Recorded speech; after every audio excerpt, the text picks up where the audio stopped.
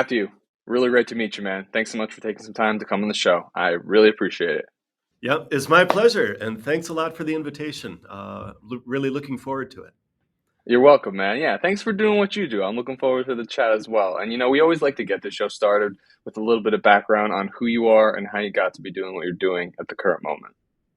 Yeah, that's a really good question.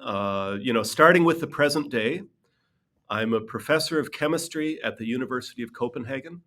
That's about half my time, and the university has been so generous, so I'm allowed to use half my time with startup companies, and so I'm working with entrepreneurship, and in particular the companies Aerolabs and Rensair.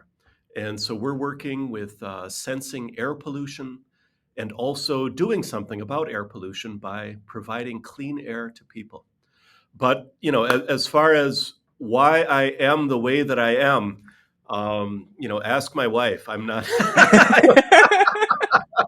but I'm from a small town in Minnesota. Uh, Grew up there. I was like inventing stuff in the basement and screwing around. And eventually, I don't know why, but they let me into Caltech. So I went out to Pasadena for a few years. And after that, I got a job in Sweden. And then I've been living in southern Sweden for many years and then working at the University of Copenhagen for 25 years now. So I've been over here in Scandinavia for a while. What were you inventing in the basement? So there was an obsession in sixth grade with pinball machines, and so we started out just Oh, making our own pinball machines, rubber bands and flippers and nails and stuff. But then we kind of advanced into robotics, and so first this could be just little motors that you would use as actuators and batteries and lights and stuff, and kind of combined with the model train set. And I bought a robot, through the we there was no internet back then in the dark ages when I grew up. So you had to get a mail order thing, and I got a mail order robot, and then you could actually move these little things. And I bought hmm Pong, the little game with the tennis ball going the back and forth. first video game ever made. Yeah, yeah, yeah, and took that apart and made it better. And I had a little computer that was a Timex Sinclair. And I know, it predates the Commodore that everybody talks about. And you would tape in a program onto a cassette tape, right? And then plug it into the computer, and you could program different things. And it had such an awful keyboard. It was like trying to program a microwave oven with just like a foil keyboard. So I bought a keyboard out of an IBM computer, also through the mail. And then I took apart that Timex Sinclair and wired it in by hand. So I was learning about soldering and doing all this stuff. And then it worked really well. And then I could type like a maniac on This my is like high Kindle. school when you're doing this? Yeah, yeah, yeah. That was junior high, actually. Oh, And I was like the richest kid on the block because I talked my parents into getting the memory extension, 16 kilobytes of memory. Can kilobytes. you believe it? Wow. 16 kilobytes of memory that I had on that machine. Yeah. But that, I don't know, that led on to some other things through the years. Yeah. And at university, you studied chemistry, is that right? Yeah. Chemistry. Yeah. Yeah. Yeah. That's right. Okay. I had a big sister. She went to the big city and was a laboratory assistant in the chemistry lab. And I went up to visit her, and she gave me a tour, and she said, I'm going to show you something. And so she took out a beaker of water, and then she cut off a piece of sodium. And if you know about this, the sodium reacts violently with water and potentially explosively with water. And so she said, "Here, you better put on these safety goggles."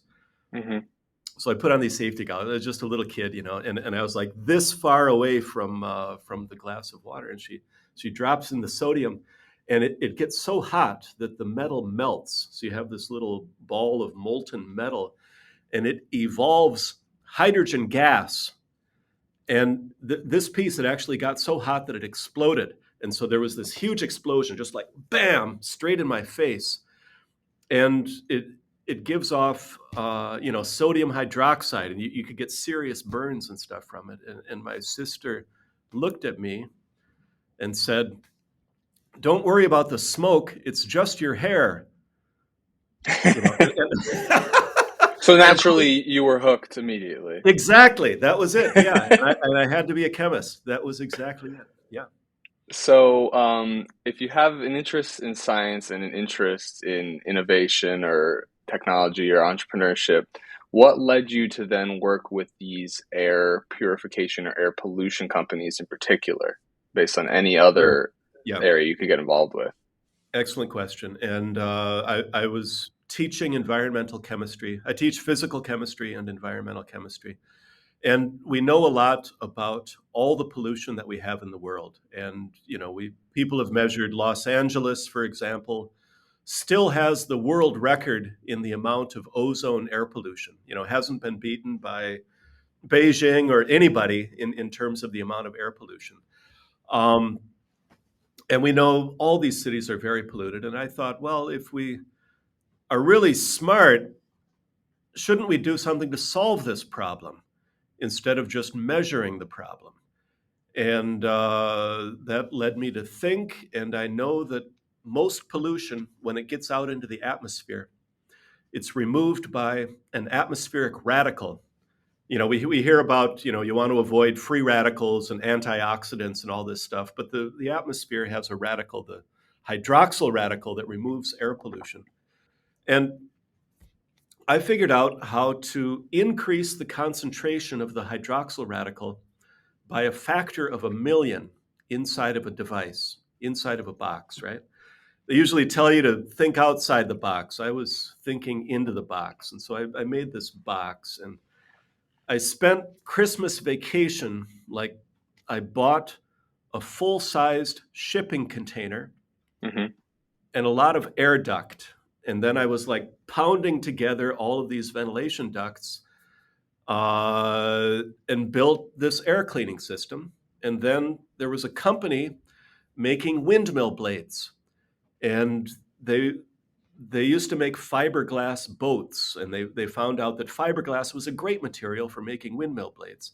Right. But when you do it, you get a lot of air pollution that's made by that process because there's solvents and there's glues and so on that come off.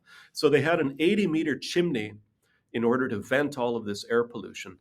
And they were just spending a fortune in order to pump all that air through the building and heat the building and keep the concentrations low. So we cut a hole in the chimney, connected the container onto the chimney, right? First time we turned it on, we eliminated 96% of that air pollution. So it worked exactly as I designed, just right off the bat. And then we patented that. We opened a company based on that, and that put me in touch with these investors who are now behind Aerolabs and Rentsair. So it was a very fortunate thing. And then that company went on to make a lot of air cleaning systems, especially for industry. And so I think, I know you brought me here in part to talk about climate, and I If you think want to. we can talk about climate, but I think I that brought you here because you're cool. you flattery will get you nowhere. It's got me But pretty far so far. but Episode 150, I yeah, think. okay, that's not bad. That's not bad. Um, but I think that people imagine that there's going to be some magic bullet solution that will get us out of this mess. And I have to say that my own experience and my own philosophy or orientation is that the answers are actually right in front of us. We Hmm. just have to think about it in the right way, right? And so there's kind of a mental barrier when there's an obvious solution right in front of your nose, and you're not doing it. So that's the challenge for me, is just seeing the obvious things right in front of us. That's the game for me. What can we do with our hands with these things that we have right in front of us? Are you talking about obvious solutions to climate change or to cleaning up air pollution, Yeah, or to both? all of this, to all of this, right? What do we have to work with? It's really just these, stupid cells in between our ears, in our hands, and our friends, and whatever rubber bands and nails we can find in the basement. Hmm. That's what we have. Yeah. What's in front of us? That's we have to answer the questions with the tools we have. Well, I'd say we've got a lot, almost an infinite amount of stuff in front of us. It's just so many opportunities. I can't help but think that when I talk to so many different people who are doing so many different things with the same stuff, it's pretty amazing to just talk to people like that. Let's kind of get into how things are kind of these days, how it's operating. And I would love to start by just talking about what is air pollution and why do we even have it to begin with? Sure. Yeah, it's an excellent question. Um, I studied in Pasadena. I think that there's a Native American name where it's called the Valley of Smoke. And so it's been known for a long time that you can have naturally occurring air pollution. It's not a secret. Or the Blue Mountains or the Black Mountains in Germany. These are all just naturally occurring phenomenon that cause some kind of a haze. Are you talking But about the Blue Mountains in Australia? yes, yeah, yeah, yeah. So why are they That's blue? air pollution? Yeah, yeah, yeah, I yeah. was So there. I didn't know that. it just causes diffraction of the light, and the Smoky Mountains, and all of these things. There's a German word that I'm looking for, Schwarzwald, right? There's this phenomenon is North America and Australia and Europe and actually all over when you have conditions that naturally make particles in the air. And the problem is that we have a lot of people today, and human activities are making this air pollution. And so it can be something as simple as cleaning products that people use.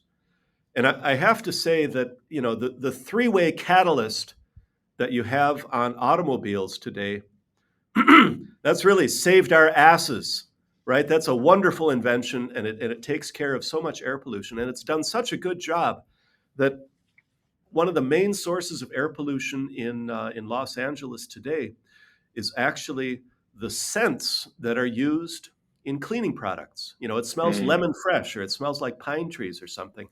And these molecules, they get out into the outdoor air, and they are a source of air pollution. And that's one source. Industry, of course, is a source. I think road traffic and transportation is definitely a source of air pollution. And any time that you're burning something, right? Fossil fuels are a large source of air pollution. Tires, it turns out, you get a lot of little rubber particles that are coming off the tires. And we could talk about this all day long, but I think there's two essential elements to the air pollution that really make it a fascinating story. And the first one is just that you would think that evolution would have equipped us to deal with air pollution, right? We were given these noses, and they're supposed to filter out dust and smoke and stuff, and they do. And it turns out that one of the reasons that we could win over the Neanderthals is that we're actually better at dealing with smoke than Neanderthals are. So we could hang out next to the fire, and they couldn't do that as easily, right? So we do have some natural defenses. And what happens is, you breathe in air, there's like a cyclone in your nose, and that should spin out all of these particles, and then they stick onto the sticky stuff. And what happens then? Boogers. Yeah, exactly. Or you swallow it, and it's kind of gross, but you're making about a liter of snot every day, and you Delicious. swallow it, and that's in order to keep your airways clean. And what Right. happens when you swallow it? Well, it goes into an acid bath in your stomach, and then there are enzymes that attack it, and they start to take things apart. And if there's anything toxic in there, it would still have to cross a membrane in order to get into you. And you still have the liver and other mechanisms that should protect you against that pollution. So you're actually pretty well defended against that stuff. Now, the problem comes because you remember you have that cyclone in your nose that's supposed to spin out all the air pollution. And when you get small particles, they don't have enough mass to be spun out. And they follow the streamline of air as it flows into your lungs, and they don't get trapped in the upper airways. So they go into your lungs. What happens? They hit the wall and they go directly into your bloodstream and they bypass all of those safety mechanisms. So something that you inhale could be 10,000 times more toxic than something that you might eat. And we know that, you shouldn't eat dirt. Maybe some kids eat dirt, but we know you shouldn't eat dirt. But what if you're breathing dirt and it's 10,000 times more toxic than if you were to eat it? So this means that even small exposures to air pollution can have very large effects on the body. And this is a problem. We were talking about this before, where a lot of people aren't aware of the dangers of air pollution because a lot of times you can't see it. It's an invisible killer. So Hmm. that's the first thing to think about. The second thing to think about is that there's gas phase air pollution. And this is oxidizing gases. It could be ozone, it could be nitrogen dioxide. And then these are causing oxidative stress in you. And you naturally have some antioxidants in your lungs. And I know people who have measured the antioxidants in lung fluid, right? So they get like a little sample of the fluid. And if you're living in a polluted city, those values are depressed. And so you're not as able to defend yourself against all these oxidizing things that cause aging and they cause oxidative stress in you. Is, And so isn't that this, good? Oxidative stress? Isn't that like exercise? You breathe heavy? No? oh, I mean, you want to be aerobic, you want aerobic exercise, but you don't want the cell damage that comes from these reactive species that you have in the air. Hmm. That's what you want to avoid. It's causing it. Actually, you can find air pollution in every organ of the body. It causes inflammation throughout a person, right? And so that inflammation is actually linked with a depressed immune response. It's linked with diabetes. So diabetes is made worse if you're exposed to air pollution. It's linked with hypertension because your blood pressure goes up when you have to deal with these things. And then it's also linked with cancer due to the stress and the damage that you get on your system. So there's a lot of negative health outcomes, both from gas phase air pollution and from the particulate air pollution, right? It's a killer. 7 million people a year. That's my next question. 7 million people a year. That's Globally, more than the number of people who have been killed by COVID, right? And right? think of all the efforts and expense that we've used in order to fight the pandemic. Well, we should be just as concerned about air pollution Hmm. by all reasonable measures. Yeah. All right. So that was the quick introduction to why we should think about air pollution. I like it. But it varies depending on where you live, right? Surely someone who lives in a very rural or like a forested area is not as affected by air pollution as someone who might live in like a very densely populated city, hey? Exactly. Yeah, that's exactly right. And I know some people at Imperial College in London who are looking at air pollution in the body, right? And Hmm. so, you know, if you're, it turns out that London has a lot of diesel vehicles, and diesel is good at putting out nitrogen dioxide and soot particles. What a great thing to be good at. Yeah, yeah, yeah, yeah. And the ironic part of this is that people were sold on diesel as a climate-friendly solution. I remember. Good for the environment. Yeah, and I think that was false marketing. But anyway, they find soot in people, and they find markers in the blood, and so they can tell if somebody has been living, in the Lake District or if they're living in London just due to the accumulation of air pollution in the bloodstream. Yeah. Takes roughly a month for that to wash out of you. So, taking London as an example, or if anywhere where you have data, how have these air pollution trends kind of changed over the past few decades? Are we consistently seeing more and more pollution as the years go on, or do you know too much about Yeah, that? that's another really good story, and in the United States, but certainly also in the UK and in Europe and in Asia, there's been a lot of efforts and technologies centered on reducing air pollution. So if you just think about vehicles, you have the three-way catalyst, the platinum catalyst on cars. That's great.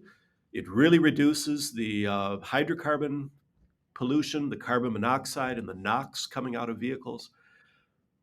At the same time, people are driving a lot more than they used to.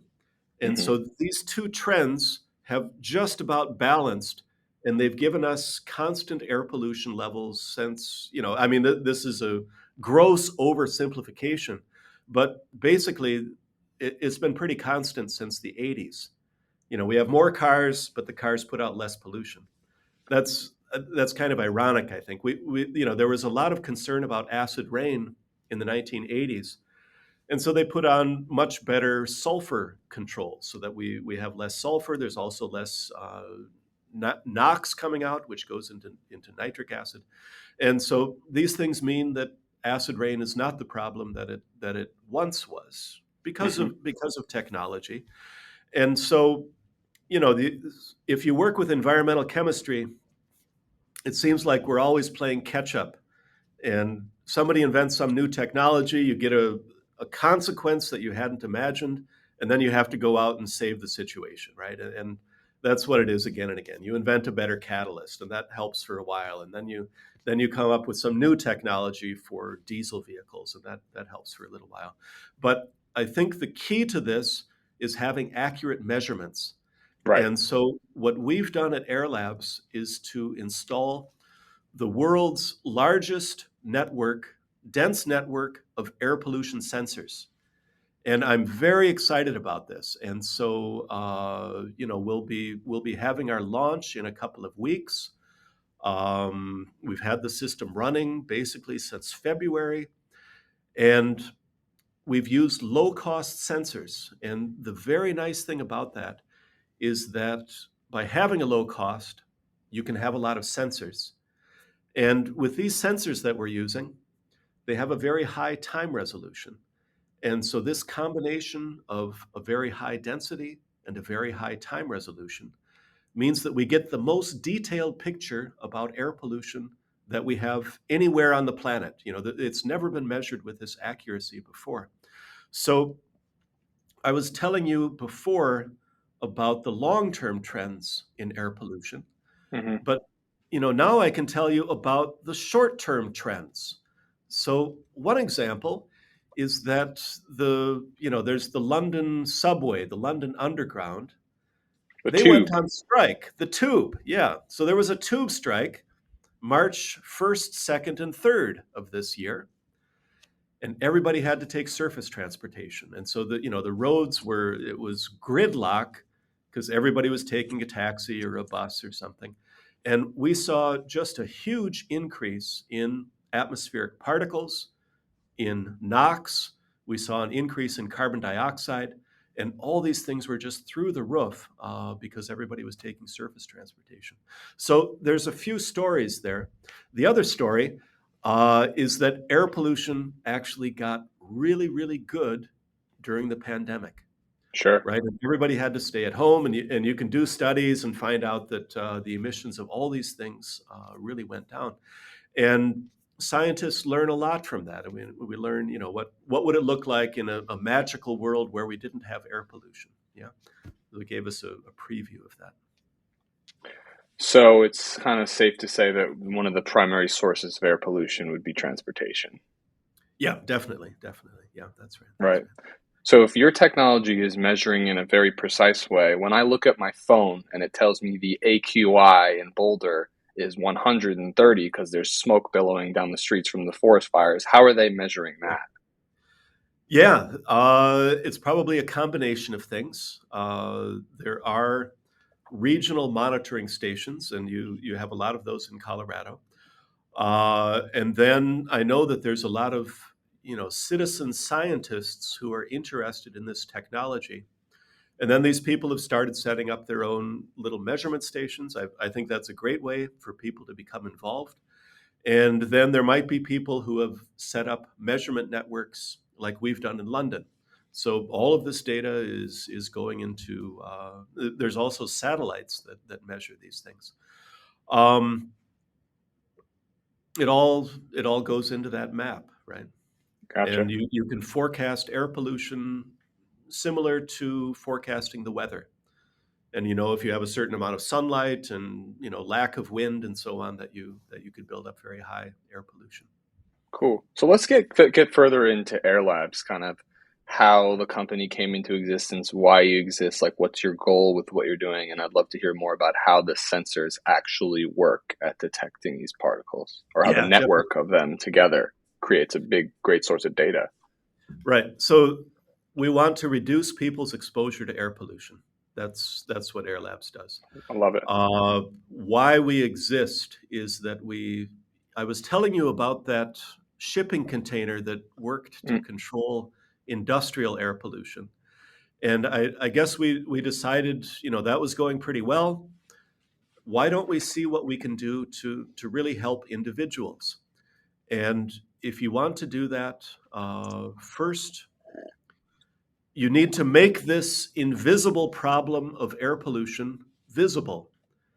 How do you do that? You need to have low cost sensors in order to detect it, and then you need to offer them a solution. So you need to have some kind of a filtration system, and so that's what Air Labs was working on. Those two things: air filtration and air pollution monitoring.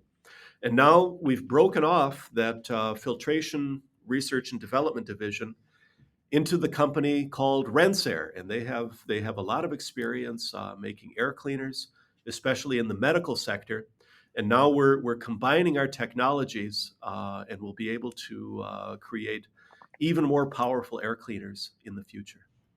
So, what exactly does Rensair do? I saw that they do some filtration in hospitals for COVID particles as well. And I'd Yeah, also like to talk yeah, about Air Bubble, which is for the regular consumer to use. right. Yeah, yeah, Yeah. yeah. So, Rensair. Uh, so if you look at a healthcare setting, you very often have a elevated um, ventilation rate in order to decrease airborne transmission of disease. And so it's a well-known problem that people could go to the hospital and then come home with something else, that they caught at the hospital.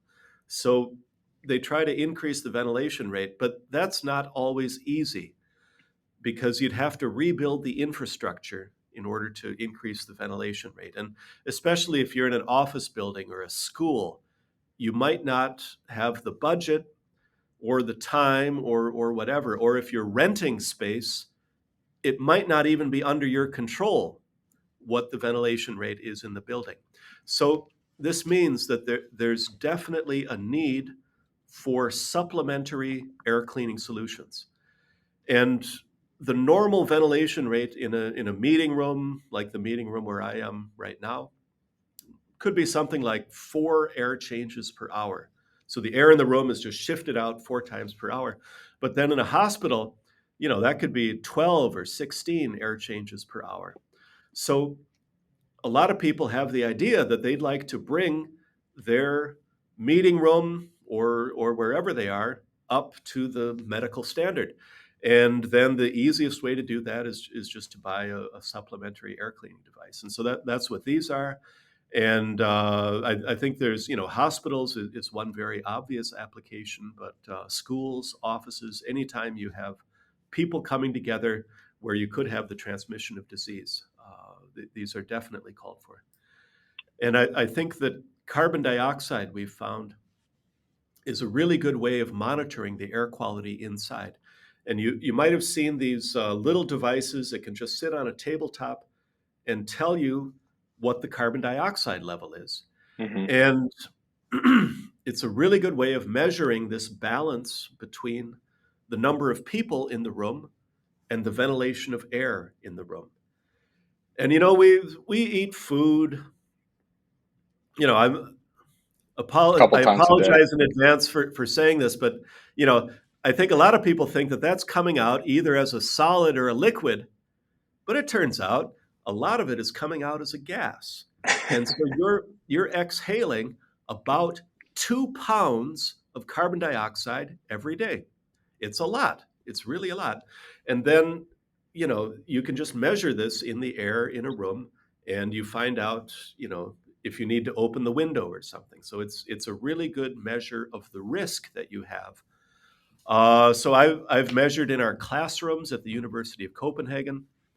We had a physical chemistry lecture, and just to set the scale in your mind, ambient air outside, we're now up to about 420 parts per million of air. Carbon The dioxide. yeah, sorry, yeah, carbon dioxide. Equivalent. Equivalence, yeah. And then the typical indoor air standard is 1,000 ppm, and so they say that's how they design buildings. You want to keep carbon dioxide below 1,000 ppm, because by the time you get to about 1,200 ppm, they've found that your judgment starts to go, and the quality of their work starts to be degraded. And then you get a little higher, maybe up to 1,400. People could start to get a headache. They start to get sleepy, maybe 1,500 or 1,600. In this lecture room, we measured 2,500 parts per million of carbon dioxide, right? Yeah, So the I'm sure reason they're the teaching lots students of people. Yeah, the students aren't going to sleep because the professors are boring, right? It's the air quality. It's the air quality. Oh, that's got So to be it. That explains why I was I falling know. asleep in econ class. We always take the blame, and it's not us. That Okay. So the other part of this story is that we put these sensors into a hospital transport van in London, Got it. and it's like a shuttle going between the different campuses. And we found 4,000 ppm of carbon dioxide in these vehicles. And Hmm. it's shocking, I think. And so it's a real problem when you have all these people in a closely enclosed space. The other problem that's going on there is that these vehicles are driving in traffic, and you're essentially getting your air out of the tailpipe of the vehicle in front of you. And so people want to know what they can do about that. And you asked about the air bubble, I did. and this is a wonderful invention that you just put inside the vehicle, and it's removing the air pollution, removes particles, it removes ozone, it removes NO2, and this is a great way to keep the situation clean when you're in rush hour traffic. If we've measured air quality inside a traffic tunnel, and it's awful. And I'm sure you've noticed it yourself. Your eyes get irritated, and whenever I go to a big city, I get scratchy in my throat just from exposure to air pollution. So it's a problem that we experience, but I think people aren't thinking about the long-term consequences to their health due to that exposure. So the air bubble, I think it's a very good solution to that problem. Well, you say it removes the pollution. Like, Yep. what does that mean? Where do the particles go?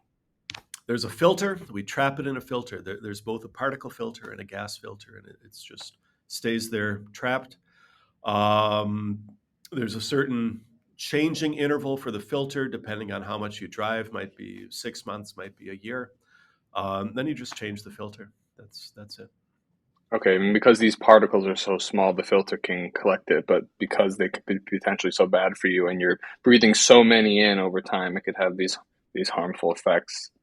Very Exactly. interesting. Yeah, and you want it to be in the filter and not in you. That's Right. it. I heard a terrible story. You remember there was a huge volcano on Iceland a dozen years ago, and then people are slaughtering the sheep, and they were finding tablespoon-sized lumps of volcanic ash in the lungs of the sheep. And it's just the same if you have human lungs. We have these deposits of air pollution in our lungs. Now, when a lot of people are not smoking anymore, air pollution is the leading cause of lung cancer. Right. So you want to keep this stuff out of you. I guess my question for you is who do you think is responsible for the damage that's being caused by this air pollution? Is there some sort of mechanism we can put in place, like a price on air pollution, something like that, maybe? I don't know how to deal Yeah, with the issue. exactly. I know. Yeah, it's a problem. Uh, so if you want it, if you want the long version has to do with economics and something called an externality, Yes, I right? would love So that. Those are my favorite. Yeah, definitely. wonderful. Yep. So let's go into this. So let's say, I don't know, that I have a coal mine and then I sell you a ton of coal for $75. That's a great deal. You get a ton of coal. You can do whatever you want with it. Maybe you heat your house or you make some steel out of it or generate electricity.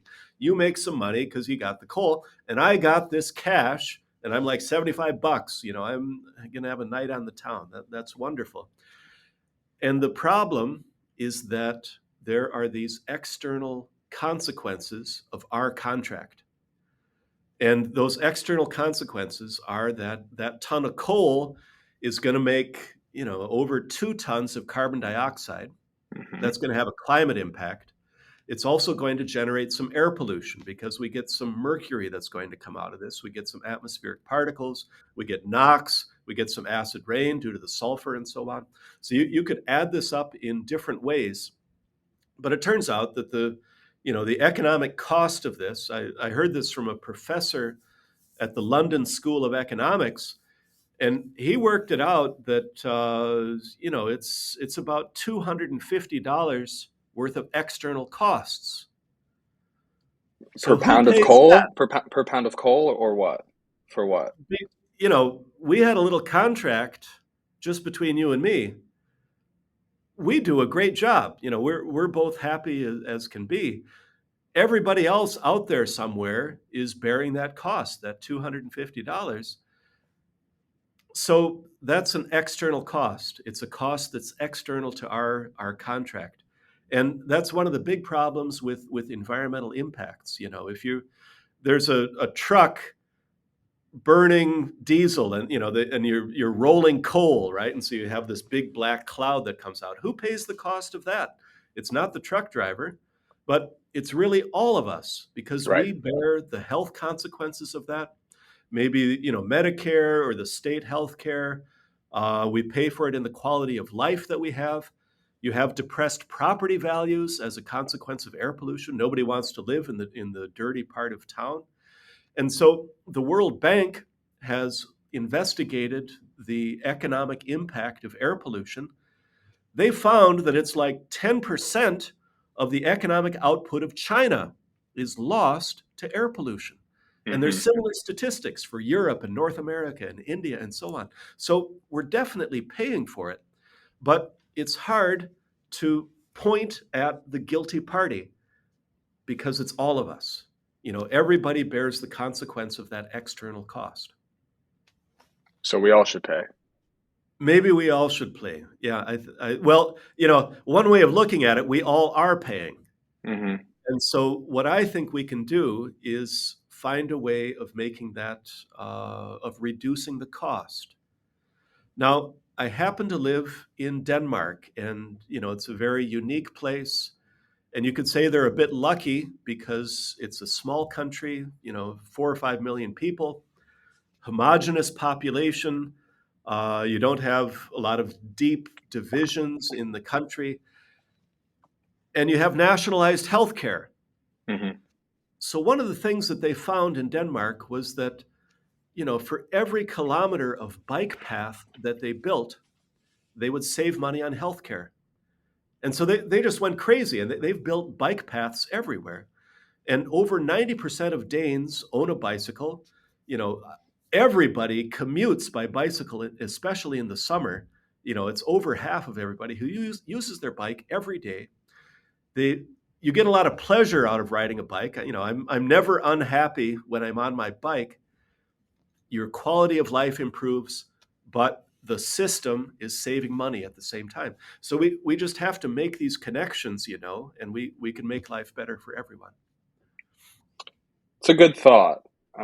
There's also the aspect of people's freedom and them wanting to choose how they want to travel. And I've had a lot of discussions about public transportation and cycling. Yeah. But yeah, at the end of the day, things are the way they are. And yeah, I appreciate that explanation about the externalities. I think it's probably the most important conversation I think I have on this podcast personally. I'm very interested in market-based solutions and using economics to change the situation. The fact that we have an untaxed externality of carbon emissions, and now I thank you so much for shedding light on air pollution. I think it's just as relevant if you want to look at it in terms of climate change kills people. There's that might be that's still projections, perhaps. I mean, you could make the argument, or there's data that climate change is killing people today. But in Yeah. America today, right now, there's no doubt that air pollution is killing people. So it's Yeah. very beneficial to have had that conversation.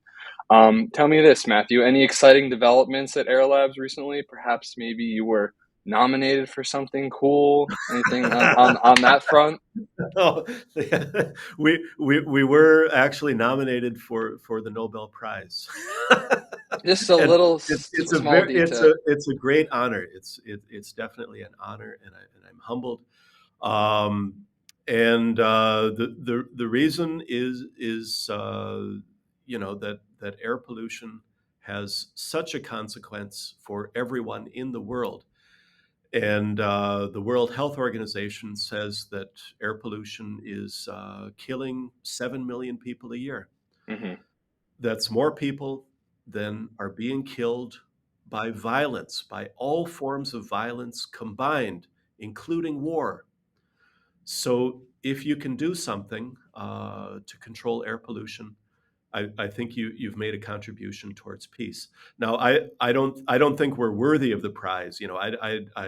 There's no way that we would actually win it, but simply to have been nominated, I think it's an honor. So thank you for bringing this up. Yeah, you're welcome. Yeah, thank you for doing what you're doing. I think it's great, and I think we need all a suite of solutions to make the world a better place, and that's always the case. So speaking of pioneering positive change or using business to make the world a better place, what do you personally think is the role of an entrepreneur when it comes to, building a better world? Right. So if you make kind of a cartoonish picture of the government, you imagine some guy who's saying that that's wrong, that's dangerous, stop that, and of course there's a pushback to that kind of regulation. And you could go back to something that FDR said. He said, I I need you guys to create the change, and then he would be able to act on something. And so I think definitely one thing that Aerolabs can do is to make this information available. And the information itself has a value as a catalyst for change. So if people become aware of the problem of air pollution, they're going to want solutions for air pollution. So that's definitely one thing that we can do. But the other thing is, I think that we can act as a catalyst in order to remove barriers. And so, if you build a better mousetrap, anybody would be a fool not to use your mousetrap, So if you have a better system for trapping air pollution, a more efficient system, or whatever, people would adapt that solution without having to be forced to do it. Right, just simply because it would make sense. And so that's kind of the dream of an inventor or an entrepreneur, is simply to do something that makes sense, that creates change. And then I started out at the university, and you work with a lot of people, and you can kind of create students who can create change.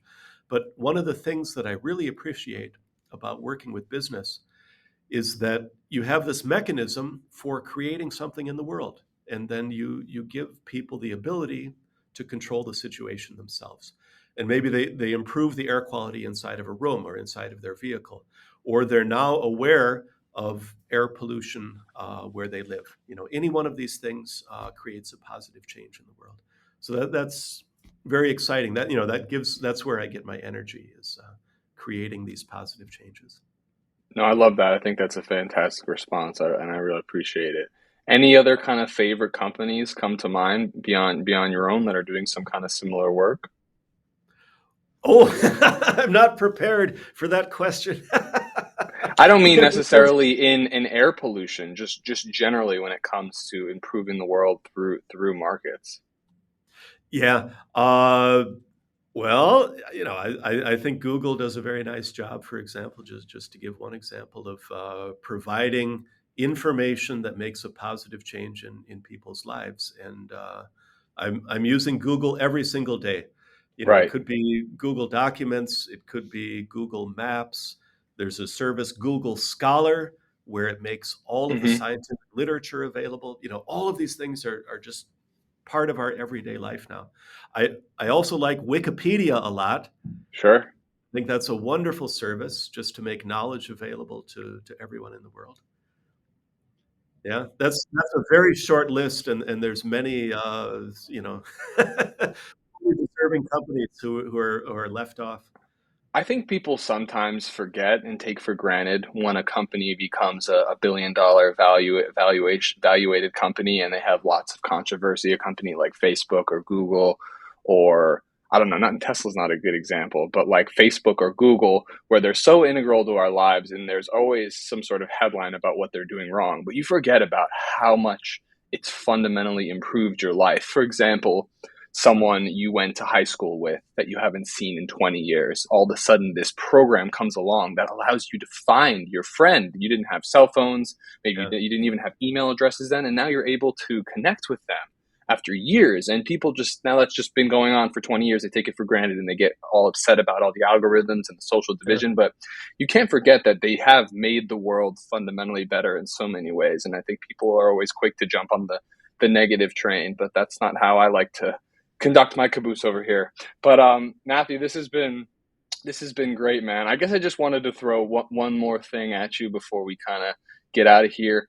Um, this idea of psychologically dealing with invisible threats, whether it's air pollution or climate change. If we can't see it, how? And I understand that you have the sensors that give you the direct data, but what are your thoughts on getting people engaged with these issues that aren't necessarily a beast, like a demon that's about to like a bear. You see a bear, you like, I'm getting out of here. But you see air pollution. It's only slowly over yeah, time having yeah. this effect. Just want to get your thoughts on that. No, and I think you're exactly right. Is that we're trained by evolution to react to immediate threats. Sure. And I know you're interested in economics, and Mm, so you're familiar with the discount rate, that a dollar you have in your hand today is worth more than a dollar that you might have in your hand 5 or 10 years from now. And I think that way of thinking, um, it even if we set aside psychology, it means that the decision making process is terribly biased towards the present day and has a huge blind spot that could be 30 years out, simply because there's no economic value in today's currency with something that might be 30 years out. You really have to stretch to find examples of industries that react on those long planning scales. It's also true of the political process. You want to win the next election, and so it's immediate concerns that are concerning our decision makers. Now, if we go into the psychological realm, I think people are also mainly concerned with immediate things. And you might have seen Maslow's hierarchy of pyramid. needs. Yeah. Yeah. And so, at the base of that, it's survival that you're thinking about. And then when you get to the top, maybe you have culture and some kind of higher needs. Now, somebody has calculated the annual income required for starting to think about the environment. You have to have your basic needs for shelter and food and so on addressed before you start to think about the quality of your environment. And Unless you're we me. could look up. Sorry. Unless you're me. But yeah, Yeah. I'm the one exception to that rule, it would appear.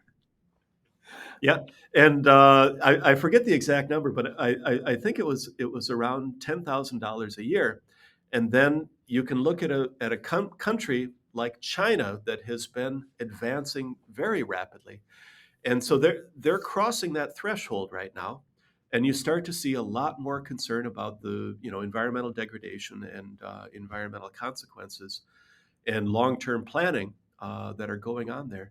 And so, one of the arguments you could make is that a healthy economy is making people think about having a healthy environment, right? So if we have economic progress, then people have the ability to think about these larger concerns. Oh, I stand corrected. I thought you were going to say like $40,000 a year. Yeah, 10,000. No, yeah, no. Maybe I guess I do fit into the framework then. But yeah, no, that's an excellent point. Yeah, I appreciate it. Yeah, this has been a great conversation, man. I appreciate you coming on and taking the time. I love what you're doing. Excited to see it continue to grow. And then I'd love to see us get to the root of the problem and create technologies that don't pollute, but still allow us to have all the amazing opportunities we have today, the ability to travel anywhere, travel quickly, connect with people across the internet. Google servers and Facebook servers create a lot of pollution as well. I have no doubt, but that doesn't mean that we don't want to be connected to one another. And I really believe that the new technological wave is coming because it always is. yeah. And I think here we've mainly been focused on air pollution. And we actually haven't come into climate so much, but there's so much more that can be said about climate. The problems are definitely linked. You have climate consequences due to many different kinds of air pollution. But certainly, if you're looking at the long-term consequences of air pollution, then it's all about climate and climate change and tipping points and sustainability and so on. So we could have another meeting where we simply focus on the climate. Yeah, Certainly. there's Well, a lot to it. well, it was just the idea. Someone I had spoken to recently said that combustion is like the crudest way to create electricity, and that's combustion is what's causing this air pollution. So if we should just not be burning things to create energy, it just seems like a one way to look at it. Cool. Well, Matthew, thanks for the time, man. Do you have any final pieces of advice for young folks who are passionate about building a better world? I think that's great. Get off your butt and go do something. That's my advice. It takes persistence, and you just got to show up and use the skills you have. I That's it. think that's all it takes to be a changer in the world is to actually just do something. I think if as long as you do something, you will create an impact. Maybe it's not the gigantic impact that you've been dreaming of forever, but I mean, if you can influence one person in a positive way, I think it's really meaningful. And all it takes really is just to be like, I'm going to do something today. I'm not just going to go into work and come home and do the routine. I'm going to do something different. I'm going to try to change things. And I think that's all it takes. That's all that these movers do. They just do things every day consistently and get in a routine of doing something new and trying to push their ideas out into the world. So I appreciate you for doing that. I appreciate anyone who's trying to do that to pioneer positive change. So Matthew, I really appreciate the time, man. Yep, my pleasure. Thanks a lot. Thanks again for the invitation. You're welcome. All right, everybody, and we'll see you.